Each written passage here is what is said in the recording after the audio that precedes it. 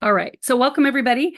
Um, I am going to just give you a few notes before I start with the official executive director report. I'm Tracy Godad. I'm the executive director for the Financial Education Public-Private Partnership.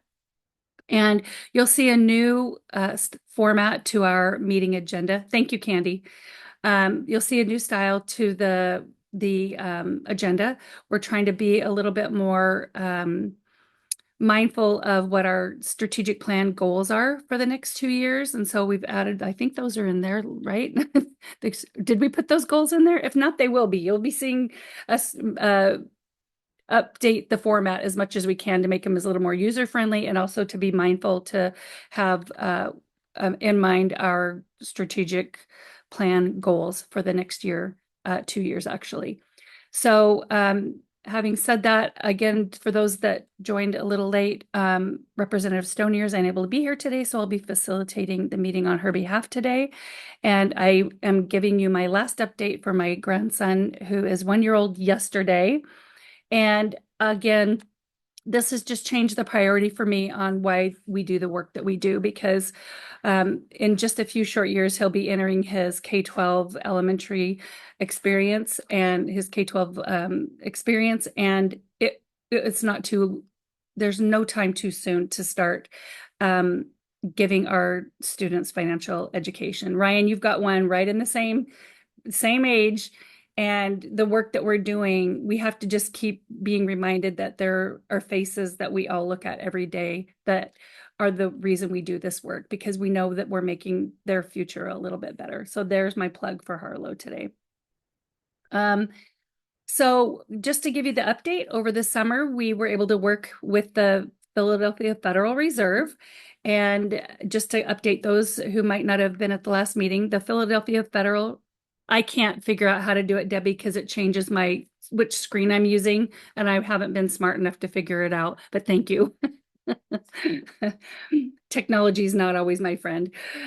So anyway, the Philadelphia Federal Reserve, we've done trainings with them every summer for several summers. And then as of last summer, I said, hey, I think we're able to do this on our own. And they were super thrilled because that was their goal all along. For 20 years, they've been hoping to be able to train states to be able to do these keys to financial success trainings on their own. And as you can see, we had some of our fellows that participated, some of our partners participated, and some FEPPP staff that was able to be there to present. But we had 25 educators in attendance and highly successful. As you will see by these comments. The one I love the most is the best week ever. When we have teachers willing to come in and knowing that they have just come off of a very hectic school year and they still show up in the summer. They had to do around 30 hours of coursework on their own, independent of the training. And then they did 3 days in person of training. And so to be able to sacrifice that much of their summer just shows the dedication that our educators show up with every day. They're showing up for themselves and they're showing up for their students, which also equals support for their communities. Next thing is just to give you kind of a final update. We'll have the complete final update on our year one I-grants as of about December. We are still waiting for some final numbers to come in through the agency, which doesn't sound like will be reconciled until sometime next month. So at the next December general membership meeting, we will be able to give you our final summary and updates. We had a total of 28 school districts out of 295 that applied for the financial education grant. We had a total of 15 districts that actually invoiced for that. We originally had around $1.2 million that was applied for, but we ended up to date, our summary of expenditures equals about just under $500,000. We do know that there are some challenges that were brought forward to us with the grants. We had some districts that said they're not applying unless it was a graduation requirement because there's so much on their plates. We had other districts that did apply, and then when legislation was introduced around graduation requirements, some districts decided to take a pause and see what that would look like before they made significant changes to their district priorities. They thought they would rather hold off and wait until they could see what that graduation requirement looked like and how that might fit into the work that they were already doing, rather than getting something in place for 1 year and then possibly having to go back and adjust it again. So we did see that have a little bit of an effect on the grants. And then I will tell you that the iGrants for the new year, it's actually called EGMS, will we were able to launch it July 25th. It was a little bit late. We switched from iGrants to the EGMS system, which is the Educational Grant Managing System. And so there was a challenge with that because it's a quite large platform. It's quite complicated. It's got a lot of challenges within it. It's super powerful. With that means it's also super complicated. So I need to publicly thank Lance for sticking with this, because Lance, we have calculated at least 600 hours he's put into this, getting this up and running since around March. He has devoted a significant amount of his daily work schedule to making sure that we get this grant launched and not let a year go by where we weren't successful in making sure that we're making a difference for our school districts. As you can see right now, since it's only been around 2 months that it's been launched, we've already seen a little bit of activity, which is good. We've got about $111,000 that has been applied for. We've got 3 more districts that are in what they call peer review, which means it went back to their district. They've looked at the grant. They've gone back to them. They're going to be assigning someone to finalize just keeping it in simple terms without getting you into the weeds, somebody to submit the grant. And then there's several steps that go forward to make sure that their budget amount matches what they're entitled to by legislation. Julie, good question. The only way they can apply is if there's money left over from what that one-time enrollment appropriation is. And so we do see that some districts that didn't fully use their full amount last year, they will be copying and pasting and having the opportunity to apply for whatever's left on the table, if that makes sense. Does that make sense? We have seen some other districts that have at least started opening it. We can't see what how much work they're putting into the application. Just as a reminder from last year, we were striking a balance between keeping it simple enough that it was appealing, because some of the small districts who were getting very small amounts of money, we didn't want them to think it wasn't worth their time because it would be so comprehensive to fill out. But we also needed to make sure we had a healthy amount of accountability in there and that they were making a difference in their district, improving, expanding financial education, but also making sure it's a sustainable, that their intention is sustainable, so that it's not just a 1-year course that then they can't afford to do again. So we're trying to make sure it's mindful for all of those things. We have seen a little bit of an uptick in our partners asking how they can approach districts and their relationships that they've built with districts.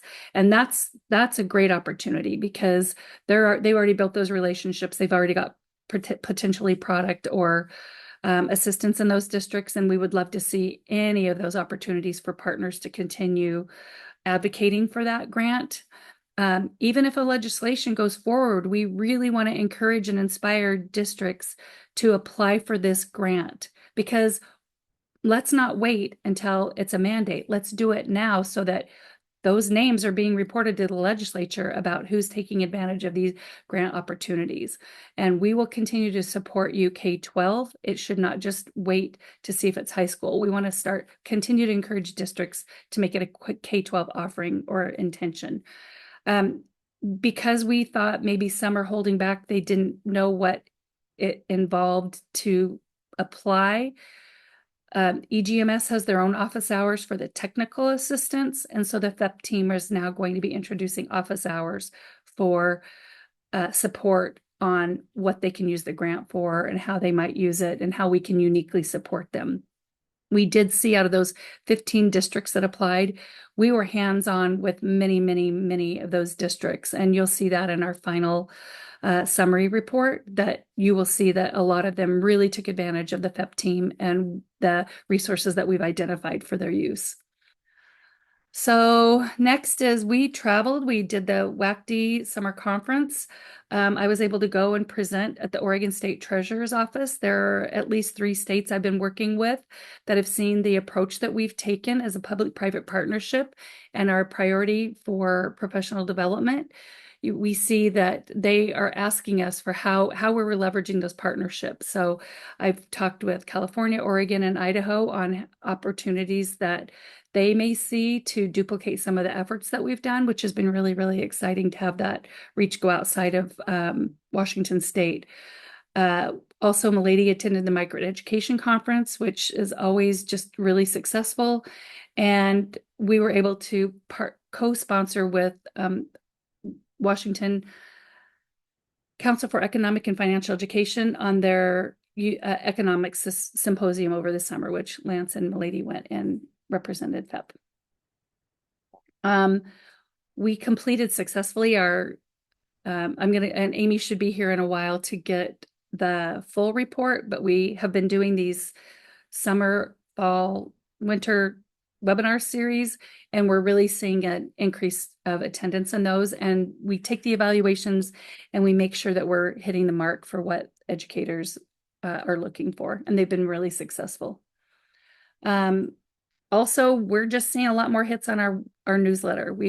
Every time we give a presentation, we get an uptick of people that are subscribing to our newsletter, which means staying engaged in what we have, our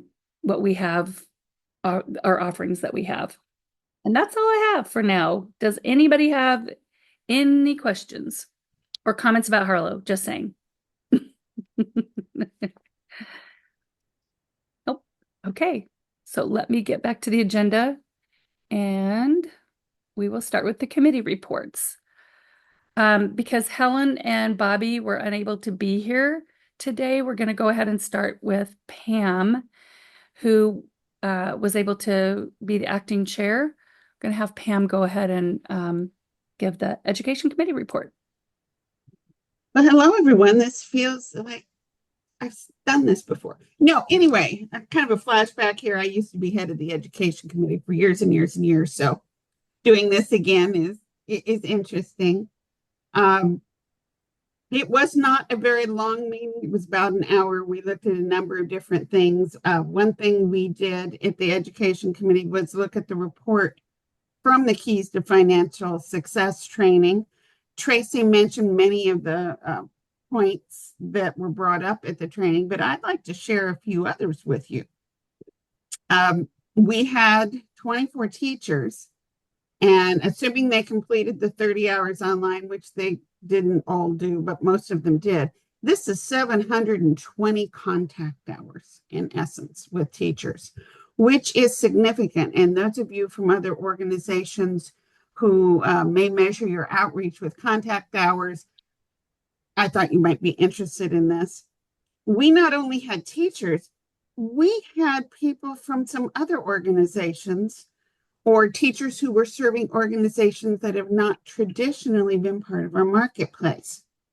For example, we had a representative from DSHS, and she provides services for differently abled students who are moving into the workplace.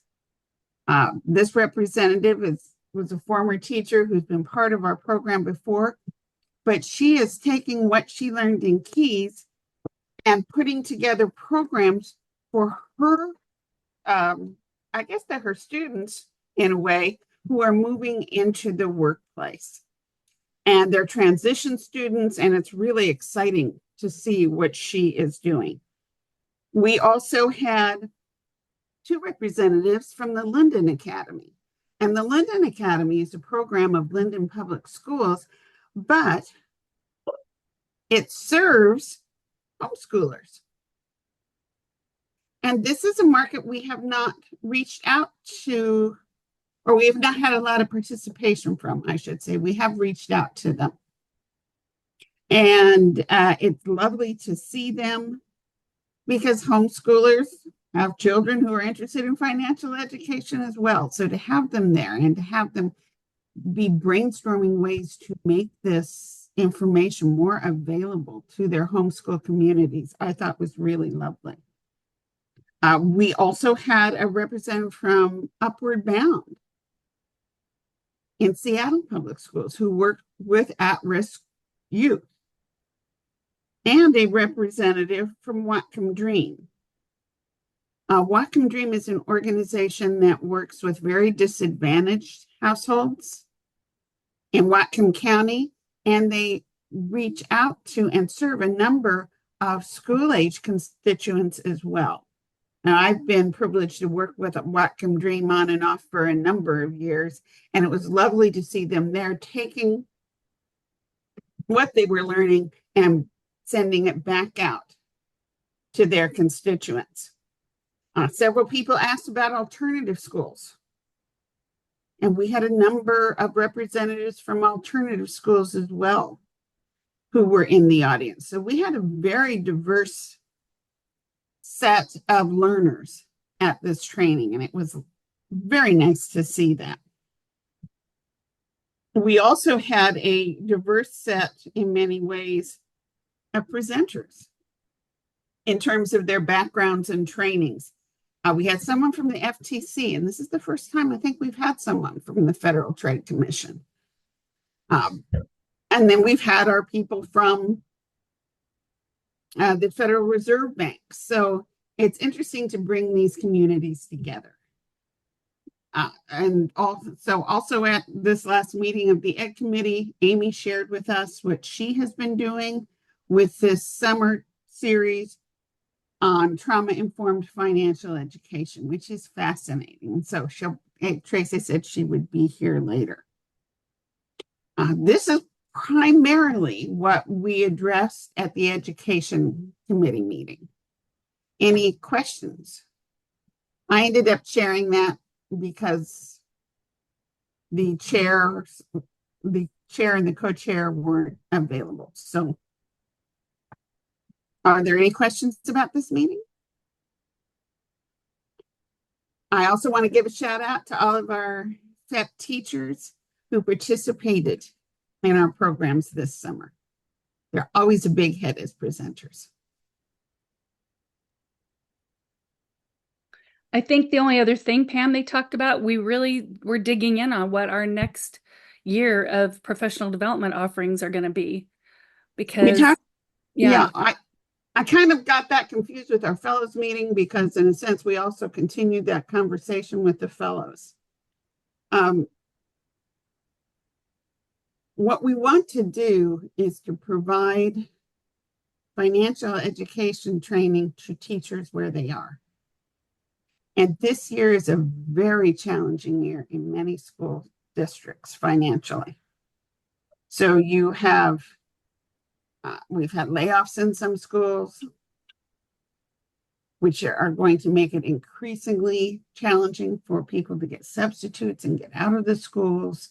And so we brainstormed a number of different ideas. I think maybe we started the conversation in the Ed Committee, but it came to, and it was continued in the fellows meeting the next day.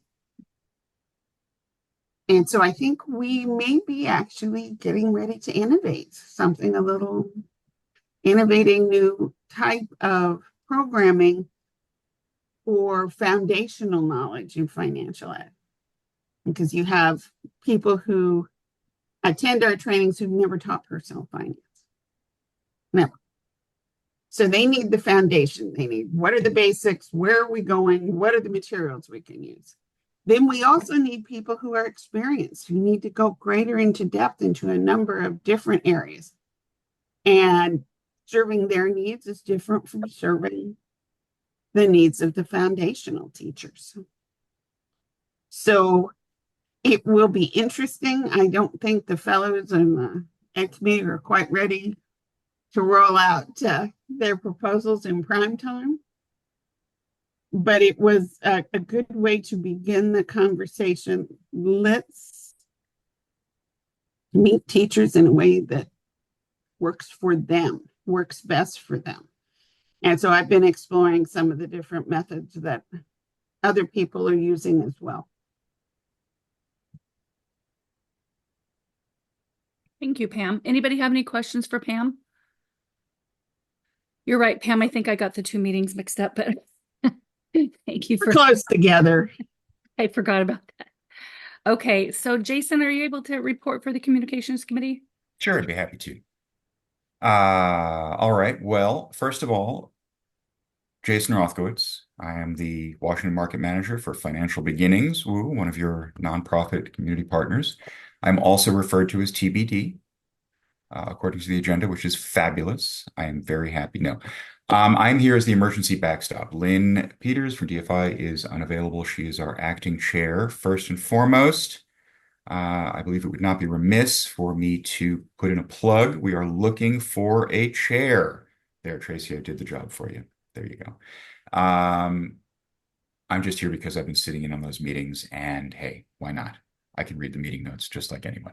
All right. So relatively short and sweet. We met for about an hour last week, and we have had some old business on our agenda for quite a while now, and that was, drumroll, a social media plan, or at least beginning conversations around a social media plan.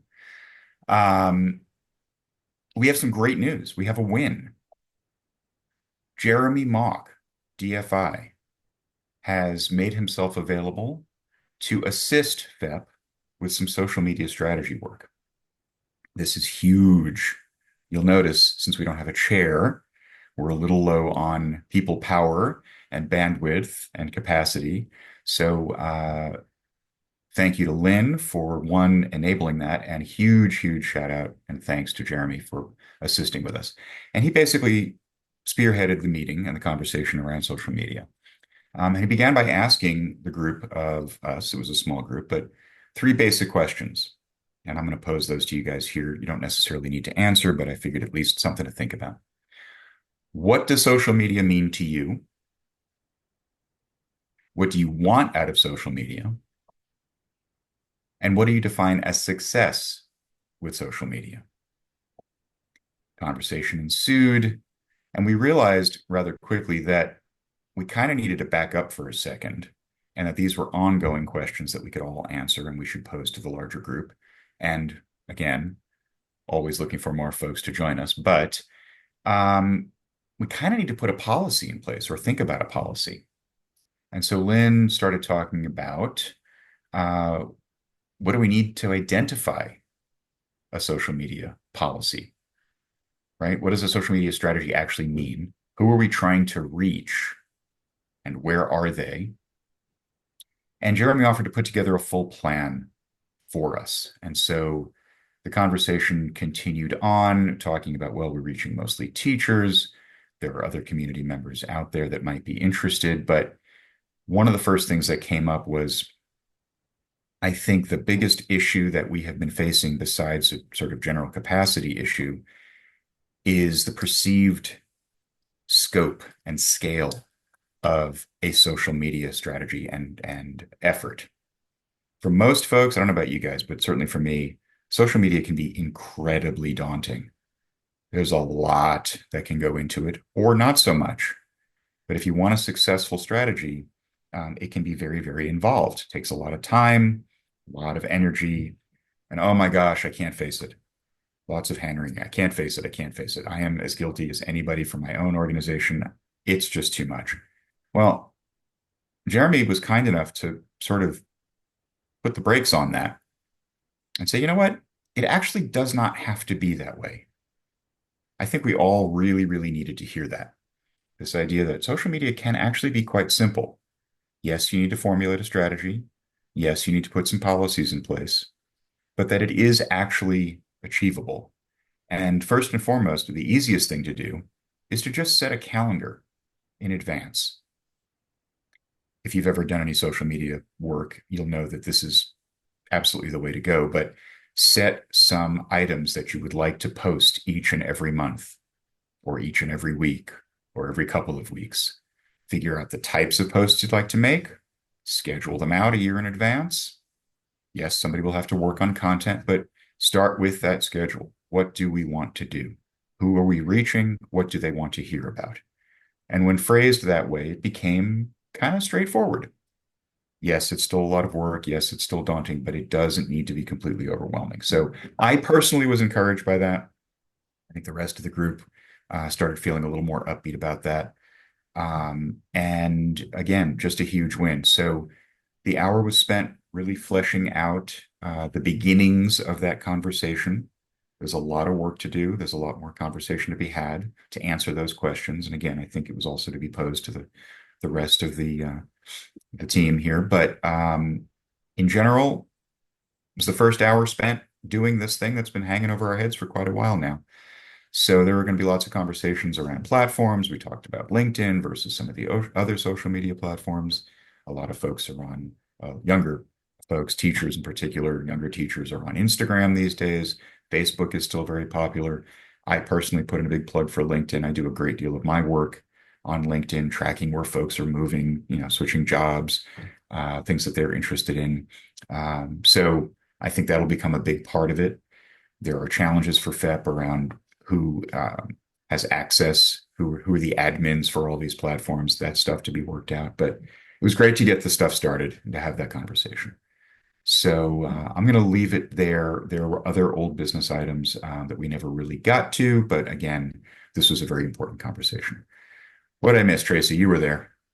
Nothing. I think you covered it, and I would just say it's not just are we looking for a chair, but we're looking to expand the committee. So Yeah. if anybody so chooses to come in and be part of the conversation, we'd love to add you to the committee. Just email me and let me know. Any questions for Jason or any suggestions that anybody wants to share here today around social media planning?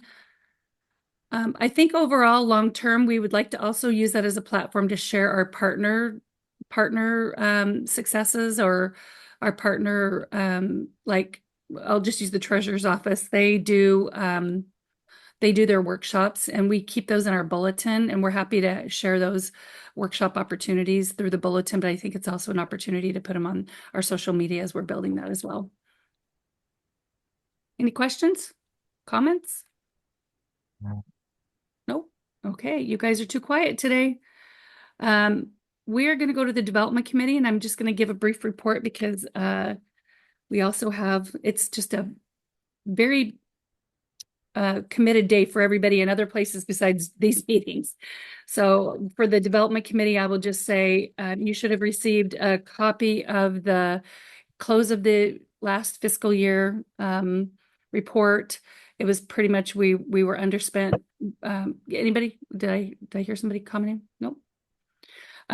We didn't quite spend our entire budget, but I think we did a really good job of being close to our expenditures. Where we were really underspent was within the grants.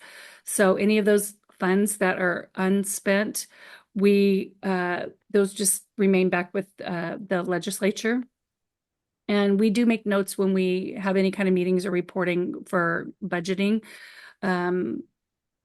around why we might have been underspent in some of these areas. So we do keep good notes on that. Thank you, Ryan, for being here. Yes, good job, Ryan. I'll throw that into good of the order. And I'll have my lady make sure she reminds me. If there's any questions about the final closeout of the year, let me know.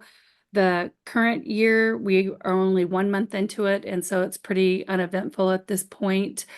Sticking with our budget, we may see some, for the last year, we may see a few more expenditures come through. So by the December report, we should be able to report if there were any unforeseen expenditures for last year, but we're basically right on target for our first month into the new fiscal year.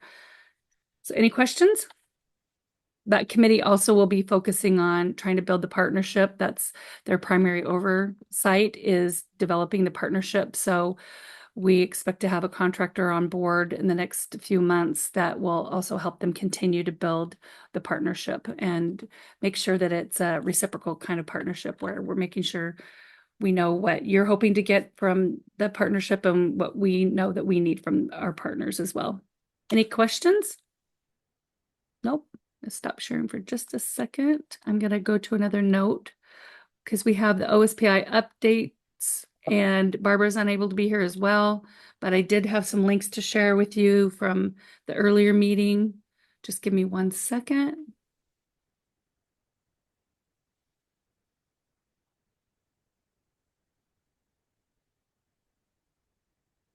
There were 2 links that I'm going to share with you in the chat, and I'll also put them in the minutes. That the superintendent of public instruction has sent out what his first of all, the standards. Pam has been working with us on the standards. All the content standards will be updated. They first started with ELA, math, and science. Those are up for public comment right now. And so anybody that would like to take a look at any of those content standards and participate in the public comment, everyone is welcome to do that. I think it's got another week or 2 left in that public comment, but Lance or Pam can correct me on that. The next phase is financial education, world language, and health and PE. Is that the ones that are next? Am I missing anyone?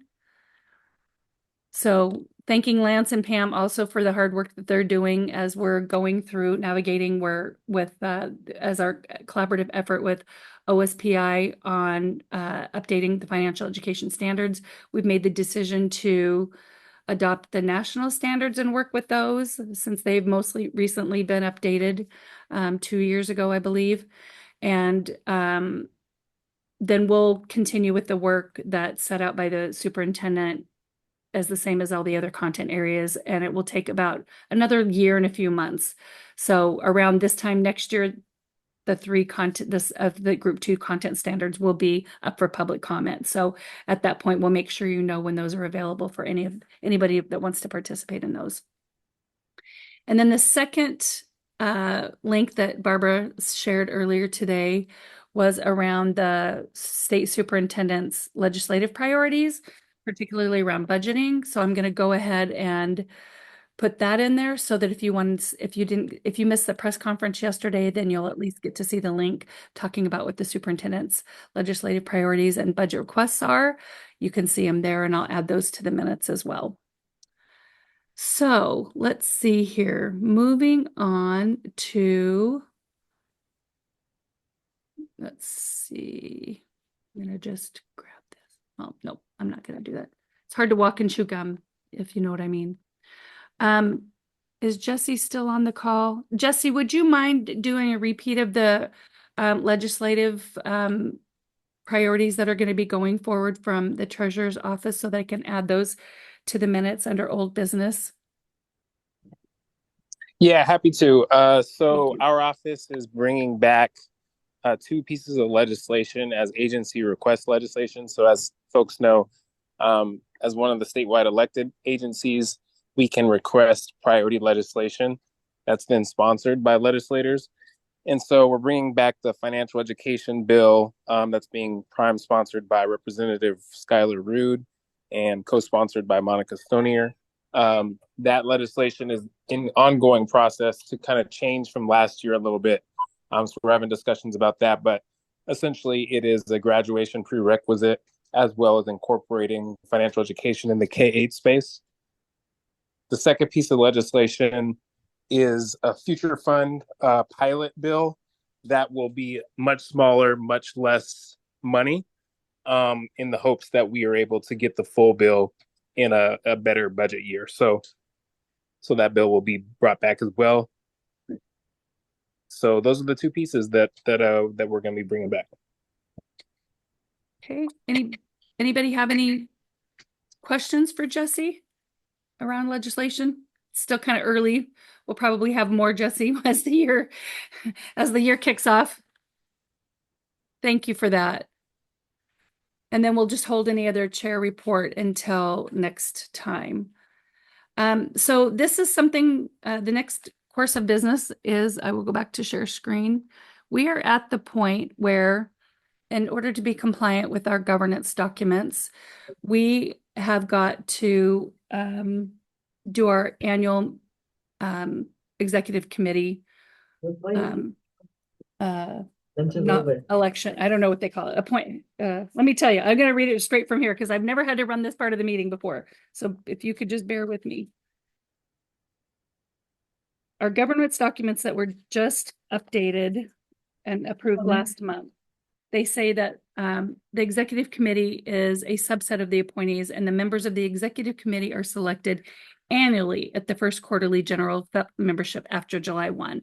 This is our first annual membership after July 1. So what I'd like to do is show you the current members. Oops. And I just put it on a spreadsheet, or excuse me, a Word document, just so it'd be easier for you to see. Hopefully you'll be able to see this. So currently the executive, so bear with me as I'm kind of navigating my way around this part of the agenda. The executive committee currently has Representative Monica Stonier as the FEPP chair. And then as the committee chairs, that's what also makes up the executive committee. We currently have Helen Andrews and Bobby DeGrushi that have agreed to continue on with the education committee. The development committee is currently Eric Christensen and Mark Minichello, who have also agreed to continue on at this time. The communication committee, currently Lynn Peters and Jason are acting chairs until we can have a set communication chair in there, which by our governance documents needs to be somebody who's an appointee. So we'll continue working that through with the executive committee next month when we have the full committee together. The DFI representative is currently appointed by the director of DFI, and that is Lynn Peters. And then the state treasurer's designee, the appointee is the state treasurer Pelliciotti, and then his designees are Jesse Johnson and Anna Boris. So at this point, the way that we've run this in the past is where we need somebody from the general membership that's not a FEPP team member to put a motion forward approving these members to be the current executive committee team. And then we'll just need to take a full vote of the membership. Any questions before we go forward? Nope. So then I can entertain a motion to approve these members of the executive committee going forward.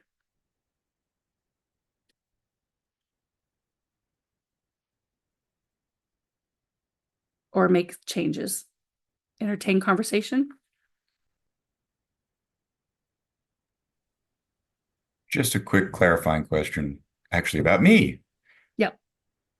Not being an appointee, mine would still be an acting role. Yes. It's acting. Great. Okay. Right, because Lynn is also still covered as a DFI representative. So you're just a placeholder till we have that filled out. Thank you. Right. And then everyone, by virtue of being here, because we are in compliance with the Open Public Meeting Act, you all are the general membership. So if anybody is wondering if you have the right to make those nominations, you do. Everybody here, except for somebody that is part of FEPP staff, has the right as a part of the general membership to make the entertained motion. I move that we approve the members listed on the screen. Thank you, Julie. I'll second that. Thank you, Debbie. So we've got a motion in place to approve the members for the executive committee as presented. And I would like to see if by a show of hands or by saying aye, you can vote by saying aye or raising your hand. Okay. Aye. Great. Do we have anybody that opposes? Okay. Do we have anybody abstaining? I'll abstain just because I'm on the list. Okay. Thank you. Nope, that's a very good point. Okay, so with one abstention, then I would say the motion passes to approve this executive committee going forward. Thank you, everybody. I'm going to stop sharing for a minute, and then I'm going to go back to our minutes. And so just for the record, when I asked Amy to present today, just to give the summer webinar series so you could see, let her shine in the work that she's worked so hard at for this webinar series. We hadn't figured out the timing. She's flying into Olympia. She's flying into Seattle today, and she's literally driving as we speak to Olympia and we did not know what the timing was going to be. So in order to let her get here and maybe take a quick breath, I'm going to just move the order of the new business to let Julie, if you don't mind, be prepared. And Julie, if you want to run your own PowerPoint, I can stop sharing. I've got your PowerPoint as a backup, and I've asked Julie to be here today because I think it's just important that this committee particularly sees the advantage that some of the districts that took advantage of this financial education grant opportunity. And we have just been working so closely with Auburn for the last year, and they have just done such great things with with this opportunity. And so I'm just really happy that Julie could be here today to give a report on what Auburn School Districts has been able to do to expand and improve financial education for Auburn School Districts. So I'm going to let you take it from here, and I will mute myself. Okay, let's see if I can get this to share in a way that you can see it. Let me know if that works for you to see. Okay.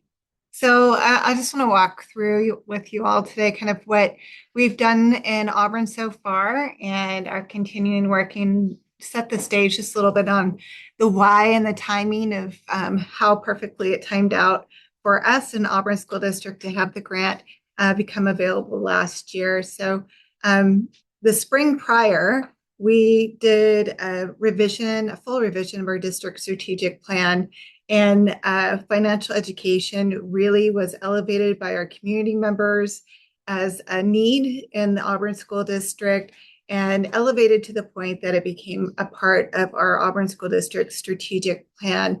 And really, the reasoning behind that is they recognize that financial education in a district like Auburn, which is very diverse, we have just about 40% of our population families speak languages other than English. We have over 30% of our population are currently eligible multilingual learners. And we have a lot of racial diversity amongst our students as well. And we know that not everyone comes from a similar background in the way finances even work, right? So some of our community come from trade-based countries and bartering systems more so than cash or credit systems, as well as our students who are native to the city of Auburn and maybe have been in the United States for many, many generations, coming from a district with very high poverty. We also know that financial education is a way to break that cycle of poverty. So during the strategic planning process, that voice was elevated by our parents in our community, that we had some holes and gaps that needed to be filled. So one of the things that we have is it really helps us understand systemic inequities. It grew my knowledge just by kind of coming to the surface. And when I've done this presentation with the school board, the term underbanked was a term I wasn't familiar with until I joined this group, which is really a shame since it impacts so much of our community here in Auburn, that I, as the executive director, didn't even know what that word meant. And so just a real kind of aha moment for us that we have some big gaps that we need to fill. Our mission statement is, in a culture of equity and excellence, we engage, educate, and empower each student for success beyond graduation. And knowing that the pay gap aligns with our race gaps for achievement, for access, it's really our moral obligation to rectify this disparity. And financial literacy for all, taught in our schools, K-12, is a way that we can assist in closing those gaps, right? The systemic gaps outside of the K-12 system into their future and beyond. So like I said earlier, we actually made it part of our foundational work in our strategic plan. It's Foundation 2, Priority 2.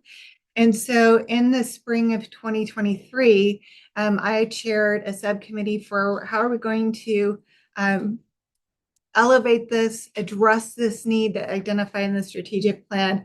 That subcommittee met 5 times in the spring. We did some research, conducted an audit. What we found in that is that we have financial education courses at the high school, but only some students participate in that course selection. So we're a district that didn't have the means to add additional credits when we moved to Core 24. So we offer 24 credits to students in 4 years. And so adding additional credits is not something that we're in a position to do. And trying to figure out ways to still provide access for every high school student to get to that financial education without replacing a math course or replacing another core course for them. The committee also recognized that we really don't do anything other than a very small touch in 7th grade that's part of our math standards for financial education, and K-5 was tremendous gaps. And so we put together Resolution 1369, which went to our school board and was adopted in March of 2023, committing to 10 financial education goals, which included training for our teachers, partnering with our local financial institutions, bringing in guest speakers more frequently, trying to partner with our banks and credit unions to have them attend family events so we could get more access to banking and just have it be present and part of our school system. Campaigns to provide banking opportunities for our families that are underbanked or unbanked, and then requiring financial education lessons and modules in each of our grade bands, elementary, middle, and high school, and make financial education a graduation requirement by embedding those lessons in our high school and beyond plans in grade 9, 10, 11, and 12. And so it has become part of our graduation requirements, but not additional credit requirements. And so worked around the 24 credit requirement piece for us. Okay. So perfect timing, like I said, then the financial education grant became available. We applied for the FEPPP grant in the 23-24 school year, was awarded $130,000 grant opportunity to support our training for our teachers. Initially, we thought each school could get $100 per school for family community events. We didn't do that, and I'll talk more about that in a minute. We wanted our students in the elementary level, the middle level, to be able to do more in-depth lessons in financial literacy. So we partnered with Junior Achievement. So every student, and made it a mandated experience for every student in either grade 4 or grade 5. Schools got to choose which of those 2 grade levels that they were sending students in, and every 7th grade student to do the lessons associated with Finance Park and JA BizTown, and then go to that experiential learning at Junior Achievement. And then finally, like I mentioned earlier, we have lessons through the high school and beyond plan. Our platform was Zello. We did not know at the time that there was some issues with some of the lessons in Zello. And so we found that information out and have been working to, we like the modules, we like the concept of how it's presented for every student, but not all the content was really up to par in Zello. So working towards getting some better content for students there. We also worked really, really closely with Amy, and I want to give a shout out to her as a tremendous thought partner and leader. She co-designed all of our teacher training and modules with our 2 teachers who are now our FEPPP teachers, wrong word, but you know what I'm talking about. And so we were able to fund teachers, pay for additional hour and a half of training for them through what we call our training series. So every fall, winter, and spring, we offer teachers up to 7 hours to participate in various training modules. In the fall, anyone who wanted to access those 7 hours had to first participate in the financial literacy training, and then they could self-select the other 5.5 hours for pay in different areas. And so we worked, again, really closely with Amy to develop those lessons. We had every student participate in JA BizTown or Finance Park, depending on the grade level. And that was a little overwhelming for junior achievement in Auburn. They had gone through some staff changes, and after COVID wasn't quite back up to speed on serving as many kids as we were kind of pushing through. So we worked with them, and they've worked with us to kind of iron out some of the bumps along the way. Our greatest challenge, and I definitely am going to put this out here right now for all of you to become volunteers at Junior Achievement. But to get this to work, a school needs about 20 volunteers. And in a community with high poverty, with families working 2 and 3 jobs, that's our biggest challenge in Auburn, is to have parent volunteers participate.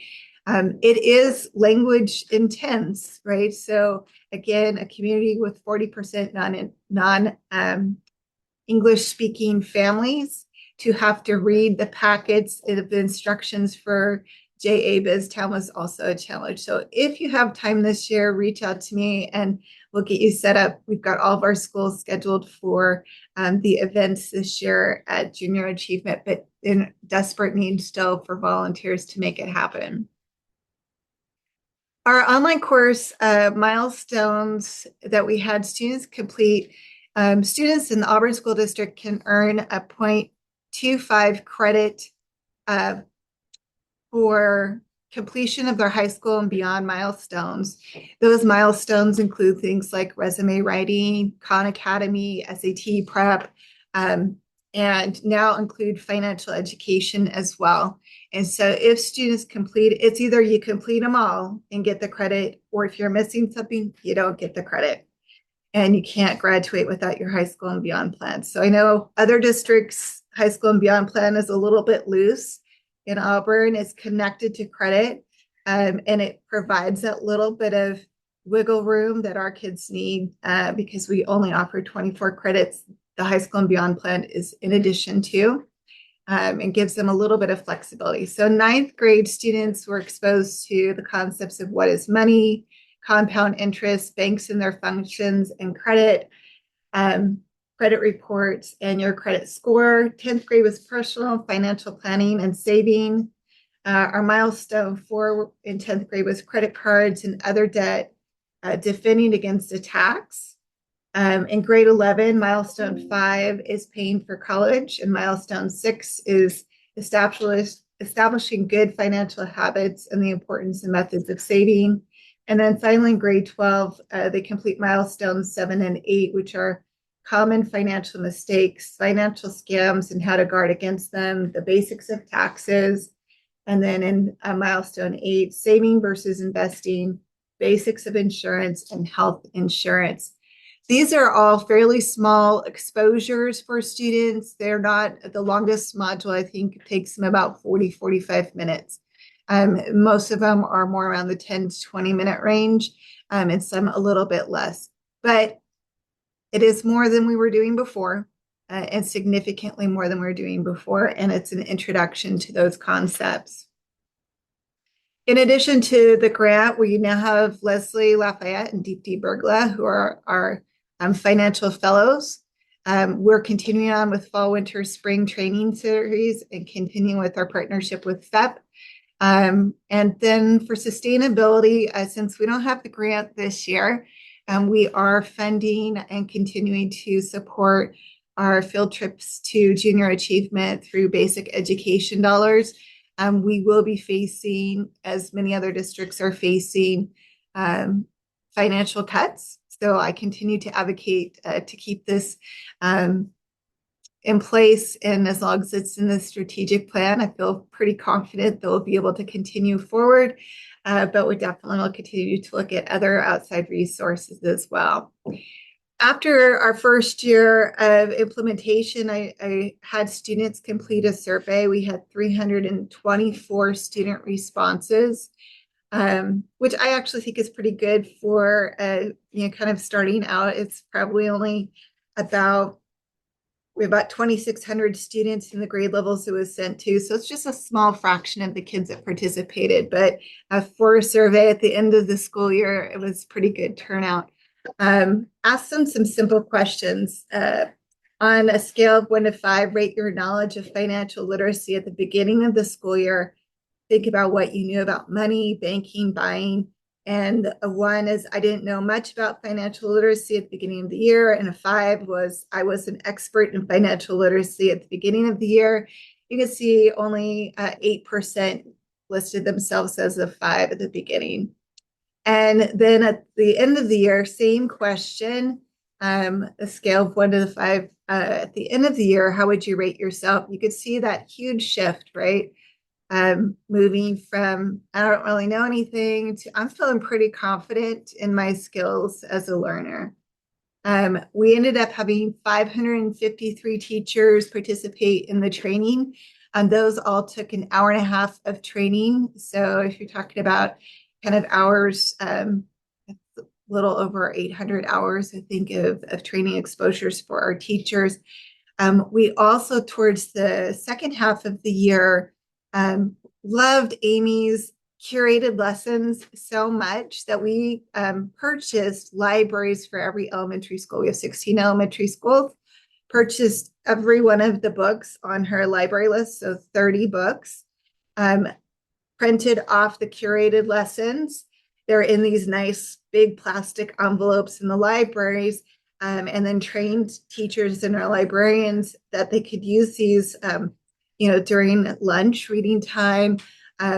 Most of our teachers are using them as part of their substitute planning because they're really easy to hand off for a substitute to do. There's not really a good way for me to track how many people are using those, but they all are out there for our primary teachers. Our K2 teachers are using those lesson plans there as well.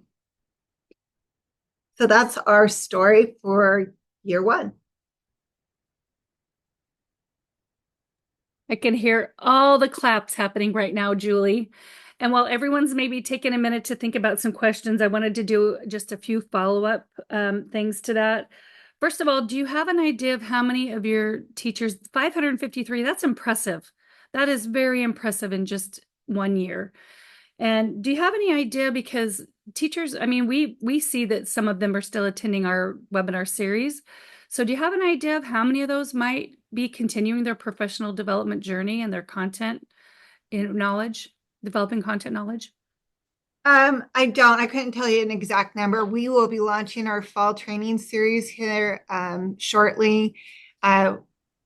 For teachers who are new to the Auburn School District, they're going to be asked again to do what we had for last fall. And then for our winter and spring training series, our financial fellows will be developing some kind of part 2 and 3. And I'll be able to look this year to see, at least internally, who are continuing on their journey and learning and exposure through our training series, our fall, winter, spring training series. But we won't have a new module until this winter. Okay.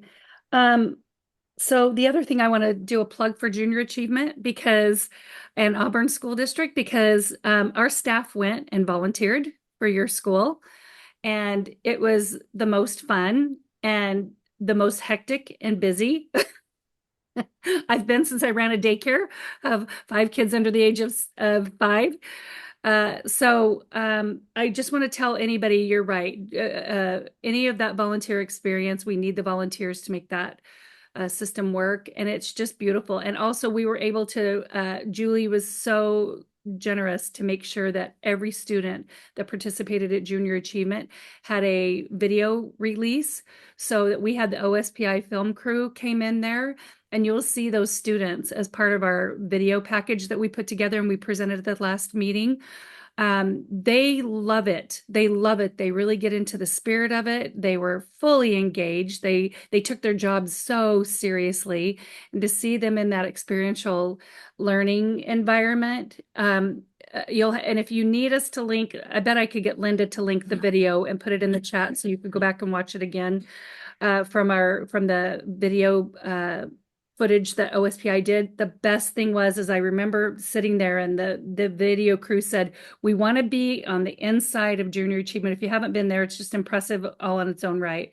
And we want to be on the inside when the students open the door, and they captured the expressions on their face when they opened the door and saw the BizTown.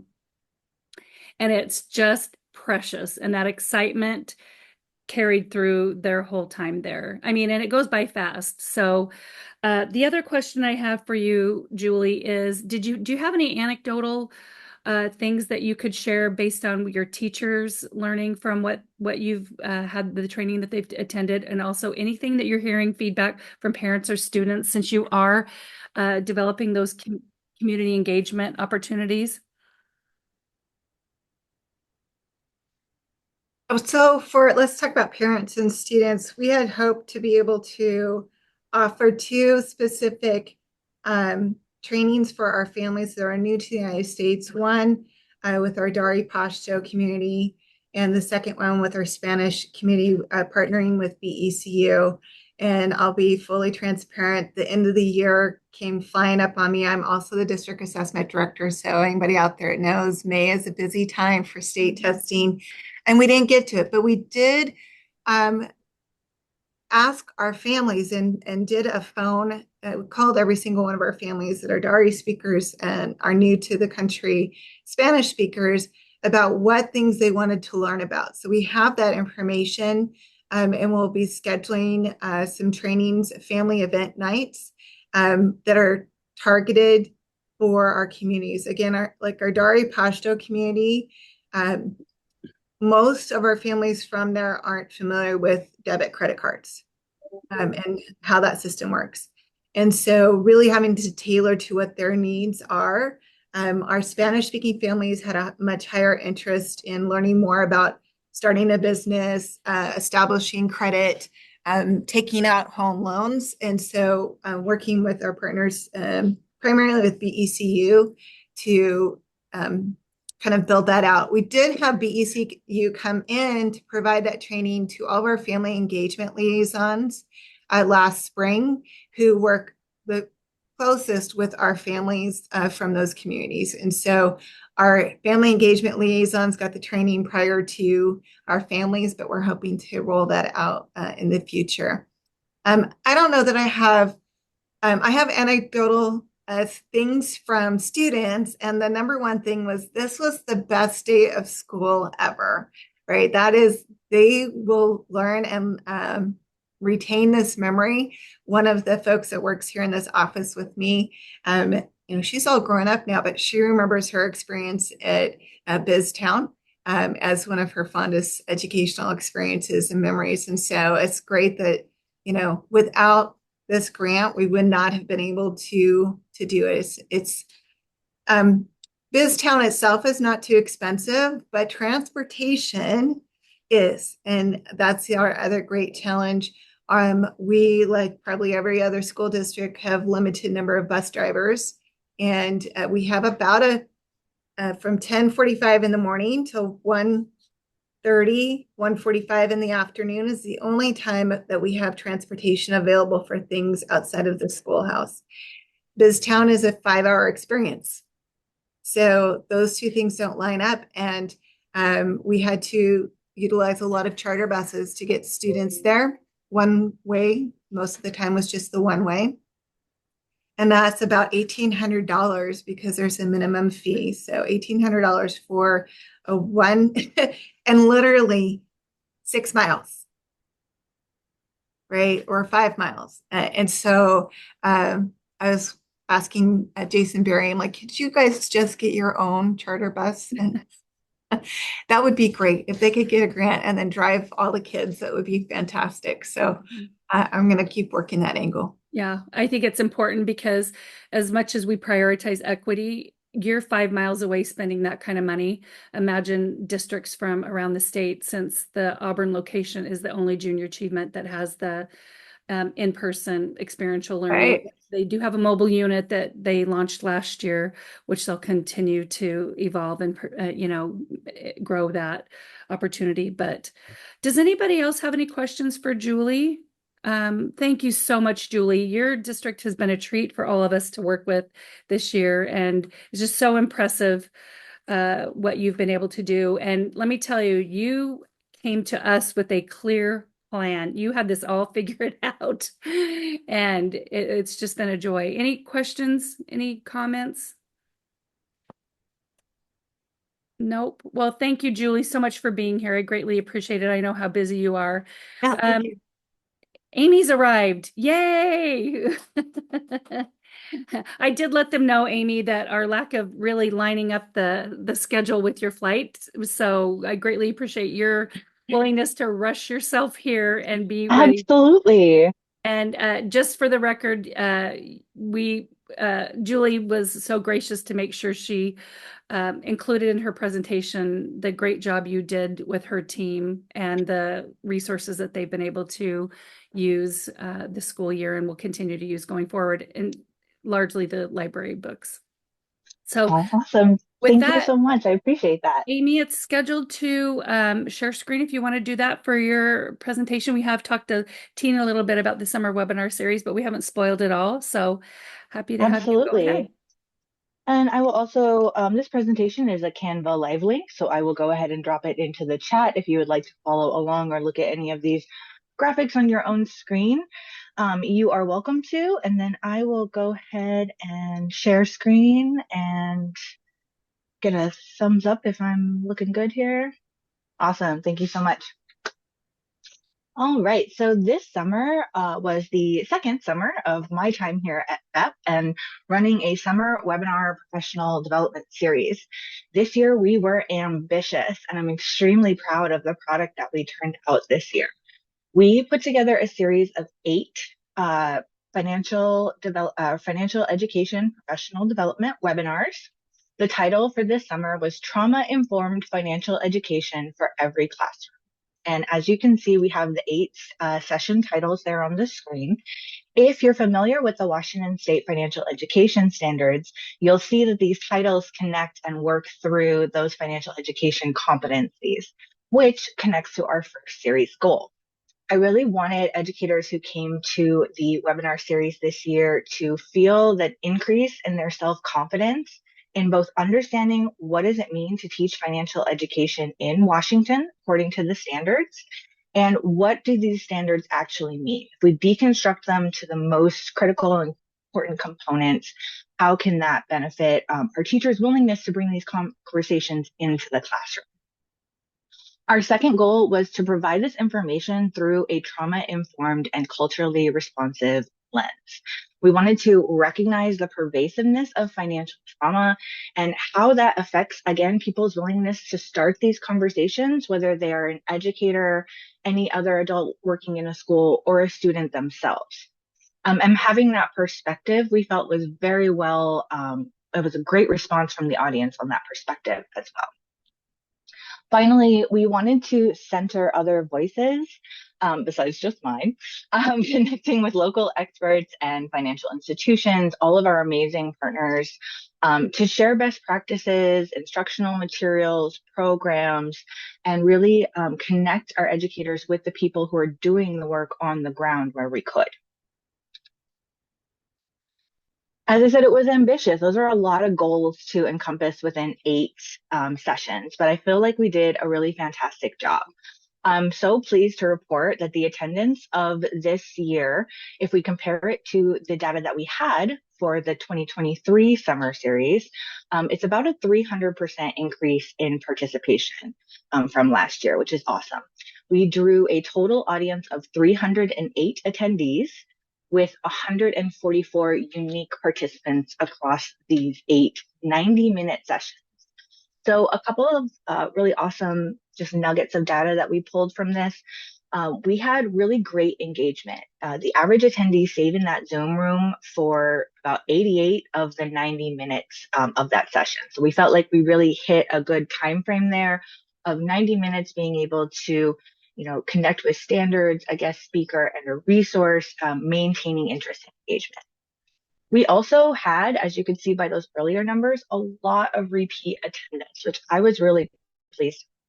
About half of the people who attended came to 2 or more sessions. And we had a core group of about 10 attendees who attended 6 to 8 sessions.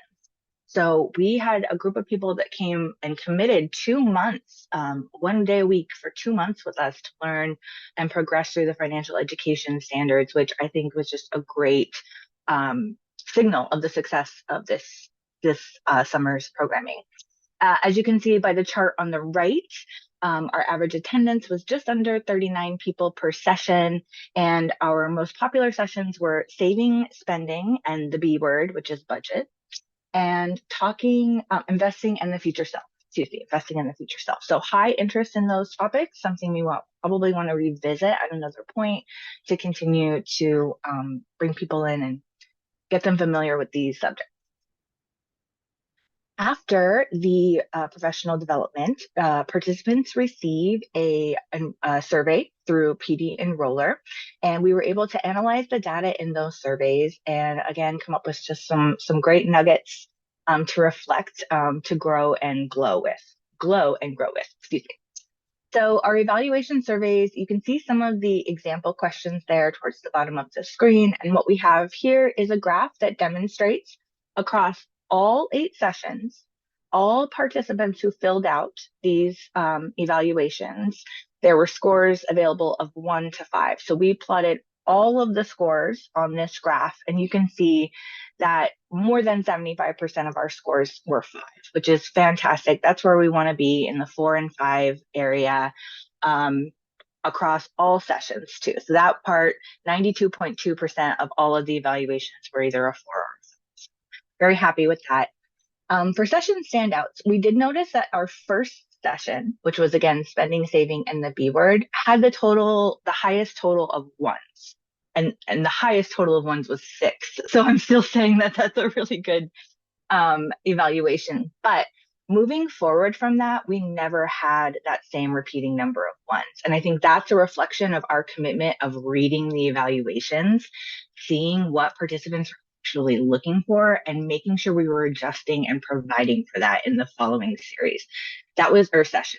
That was one of the benefits of doing this weekly, is that we were able to grow the program kind of organically as we went along, and because we had so many repeat attendees. Talking about taxes was a very popular session and a really popular topic that I think we want to come back to again. Highest total of 5s, 222 for that session, which featured some of our own fellows, which was exciting. And then for buying a car, there were no ratings of 1 or 2. Everything was 3 or above for that session. So again, just looking at what was successful, looking at the framework and the organization of those webinars to build towards our next offering. In addition, Linda has been amazing putting these webinars onto our FEPPP YouTube page. And I wish I had time before I sat down to double check these numbers, because they're growing every time I give this presentation. At last count, we were at a combined 202 views on YouTube for the 8 sessions. And again, talking about taxes had the highest number of views with 40. Love how we made that subject that can seem very complicated much more relatable. So that was exciting as well.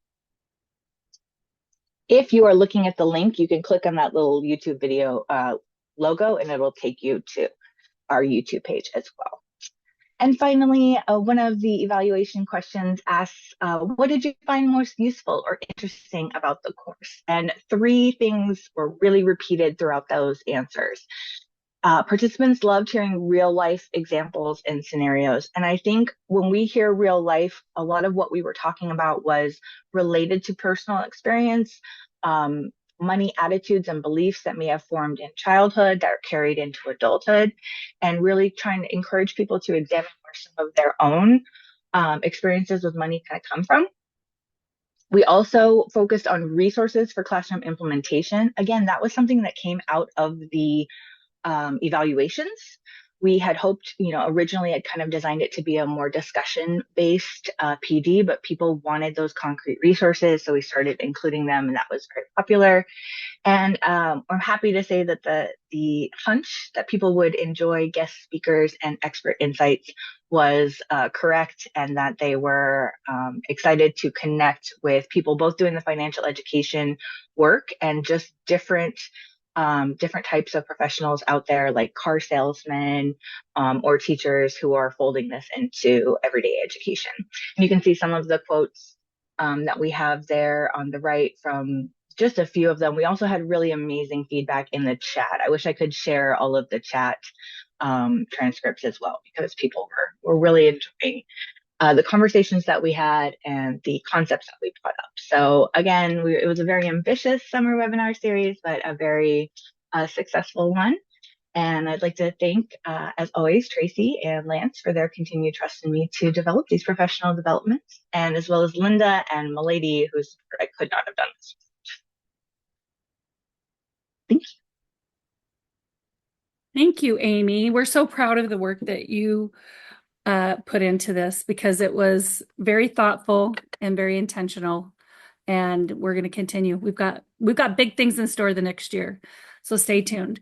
Anybody have any thoughts or comments for Amy regarding this presentation?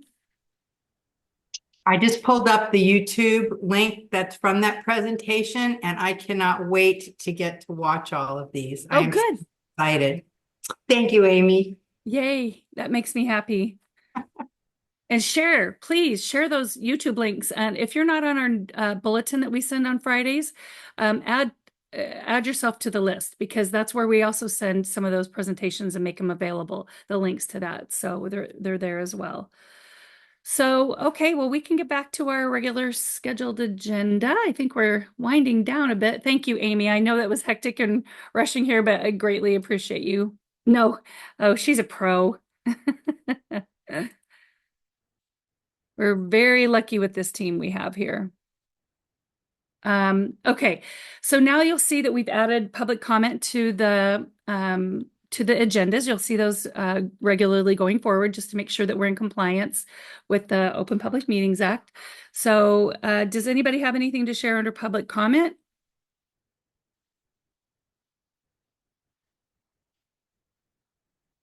Does anybody have anything to share under good of the order?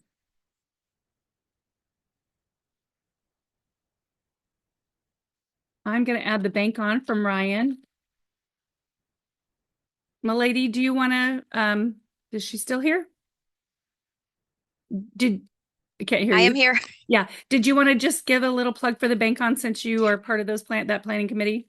Absolutely. So October 24th and 24th and 25th, I believe, we are having the Bank On Forum, and the theme is financial belonging, and it features experts from financial coaching to financial planners, a lot of nonprofits who are all embracing the challenge of making financial inclusion a possibility for all Washingtonians, regardless of their prior experience with the financial system or familiarity with it in the case of our newcomers. Very excited to be a part of the planning committee, very exciting to participate with my teammates from FEPPP, and please join if you can. It's going to be a great forum. Did you say the theme was financial belonging? It is indeed, yes. Okay, thank you so much. And you Absolutely. can let us know if you're interested in joining. Any other good of the order? Nope. As always, I hope all of you enjoy this beautiful fall day here, because it looks like it's only lasting one day here in Western Washington. Any other things to share or comments before I adjourn the meeting? The next meeting is December 10th. We should have a lot more updates for you then. So thank you everyone for being here. We'll adjourn the meeting at 12:28.